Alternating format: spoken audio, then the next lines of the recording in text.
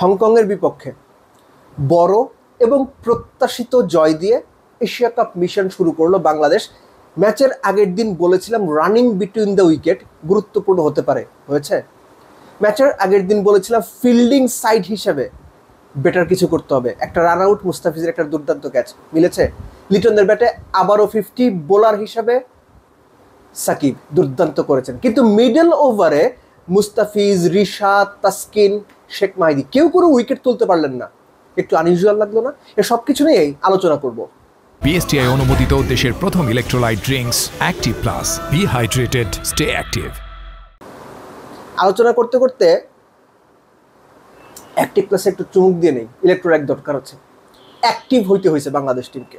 আপনি যদি ব্যাটিং ইনিংসটা খেয়াল করেন, আমি গত 2 মাসে একটা কথা বারবার বলেছি যে বাংলাদেশের ব্যাটিংয়ের একটা বড় শক্তি হচ্ছে রিসেন্ট টাইমে অন্তত 73 to 75% ম্যাচেসে বাংলাদেশ পাওয়ার প্লেতে 45-50 তুলে ফেলে। এই ম্যাচেও তাই হয়েছে, প্রেশারটা কমে গেছে। তারপর লিটন এবং তাওহিদ হৃদয়ের যে পার্টনারশিপটা, আমি এটাকে বলবো প্রচণ্ড ক্যালকুলেট করা একটা পার্টনারশিপ। বোর্ডে রানের প্রেশার নাই, একই সঙ্গে সময় আছে।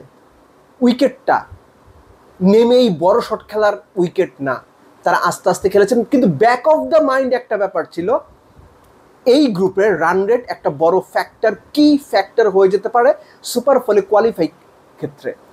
যেহেতু আফগানিস্তান হংকংকে বড় মার্জিনে হারিয়েছে, বাংলাদেশ যখন জয়টা একদম নিশ্চিত করেছে, ধরেন 20 রানের মতো বাকি, তখন বাংলাদেশ এক্সিলারেট করেছে। লিটন কিন্তু ঠিক শেষ পর্যন্ত ঠিকই 150 স্ট্রাইক রেটে 50টা করেছেন। তাওহিদ হৃদয়, তার ব্যাটে রান দরকার ছিল। হ্যাঁ, তিনি খুব ফ্ল্যামবয়েন্ট কোনো রান করেননি, কিন্তু এই যে 30+ রান, এটা তার জন্য বেশ দরকারি ছিল। সো আমি বলবো বাংলাদেশের জন্য একটা ক্যালকুলেটিভ উইন। এই উইনটা 14-15 ওভারে খেলা শেষ হতে একরকম হতে পারতো, যদি বাংলাদেশ 12 ওভারে খেলা শেষ করতে একরকম হতে পারতো, কিন্তু 19তম কিংবা 20তম ওভারে গিয়ে খেলা শেষ করলে আমি সমালোচনা করতাম। Now come to the bowling part. 14 run Bangladesh extra দিয়েছে, বাজে হয়েছে। এই 14 রানের সঙ্গে 2টো ফ্রি হিট ছিল, একটা 4 হয়েছে, একটা 1 হয়েছে, অর্থাৎ সব মিলে বাংলাদেশ 19 রান দিয়েছে একটা। এই যে 19টা রান তারা এক্সট্রা দিয়েছে, এটা মোটেও ভালো কোনো কথা না। তাসকিন নতুন বলে উইকেট পাওয়া মোটামুটি অভ্যাসে পরিণত করেছেন, এই ম্যাচেও তাই হয়েছে। সাকিব সিমটাকে ডেকে মানে উইকেটে হিট করানোর চেষ্টা করেছেন, এক্সট্রা বাউন্স পেয়েছেন, সুইং পেয়েছেন, দুর্দান্ত বল করেছেন। যে বলে তিনি ছক্কা খেলেন তার পরের বলটা মনে আছে, যিনি ছক্কা মেরেছেন তাকে যেভাবে বোল্ড করলেন, মিডল স্ট্যাম্পে পিচ করে বল জাস্ট একটু অ্যাঙ্গেল করে বের হয়ে অফ স্ট্যাম্প উড়িয়ে দিল। এর মাঝখানেও একটা শঙ্কা, আমি বলবো না, আলোচনার জায়গা রয়েছে, সেটা হচ্ছে মিডল ওভারে উইকেট তুলতে না পারা।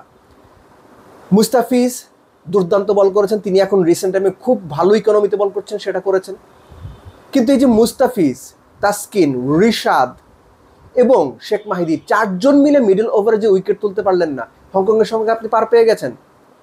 একটা মাত্র উইকেট মিডল ওভারে তুলেছে, সেটাও সাকিব। মুস্তাফিজ বেশ ভালো একটা ক্যাচ ধরেছেন শর্ট মিড উইকেট থেকে মিডলে পেছন দিকে দৌড়ে গিয়ে, আপনাদের মনেই থাকার কথা। এটা বাদ দিলে অন্য কেউ কিন্তু উইকেট তুলতে পারেননি। এটা আফগানিস্তান এবং শ্রীলঙ্কা, এই 2 ম্যাচে মিডল ওভারে উইকেট তুলতে না পারা বাংলাদেশকে ভোগাতে পারে। রিশাদ তার স্পেলের শেষ 2 ওভারে গিয়ে উইকেট পেয়েছেন, এবং 18তম ওভারের ফার্স্ট বলে যখন মুর্তজাকে রান আউট করা হলো, ওটা বাংলাদেশের জন্য বোলিং পয়েন্ট অফ ভিউ থেকে খুব গুরুত্বপূর্ণ এবং দুর্দান্ত একটা উইকেট ছিল। ওই উইকেটটা না হলে হয়তো আরো 10-15 রান বেশি হয়ে যেতে পারতো, বাট বাংলাদেশ হয়তো তাতেও জিততো, কিন্তু আপনি সুযোগটা কেন দেবেন? তো ওভারঅল সব মিলে আমি বলবো বাংলাদেশের পুরো ম্যাচটাই বাংলাদেশ ভালো খেলেছে। লাস্টলি শেষ করবো তাসকিনের কথা দিয়ে। তাসকিন 2 উইকেট পেয়েছেন, ফার্স্ট ওভার উইকেট নিয়েছেন, ভালো বল করেছেন, কিন্তু তাসকিনকে তাসকিন লাইক মনে হয়নি। একটু যেন এলোমেলো, একটু যেন একবার লেগ স্ট্যাম্পের বাইরে করছেন, 4 হয়ে যাচ্ছে, পরের বলটায় দুর্দান্ত একটা ইয়র্কার দিচ্ছেন, তার পরের বলটায় একদম চ্যানেল অফ স্ট্যাম্পের একটু বাইরে, তার পরের বলটা আবার একটা শর্ট বল। সো এই জায়গাগুলো ফার্স্ট ম্যাচ এরকম হতেই পারে, কিন্তু যেটা দরকার ছিল বাংলাদেশের একটা কনভিনসিং উইন, একটা আত্মবিশ্বাসের পারদ ভারী করা উইন, সেটা বাংলাদেশ পেয়েছে। এবং এটাই শ্রীলঙ্কা ম্যাচে সবচেয়ে বেশি কাজে লাগবে। ভুলে গেলে চলবে না, এই শ্রীলঙ্কাকে বাংলাদেশ শ্রীলঙ্কার মাঠে গিয়ে সিরিজ হারিয়ে এসেছে, এবং আমি বিশ্বাস করি বাংলাদেশ এশিয়া কাপেও শ্রীলঙ্কাকে হারাতে পারবে।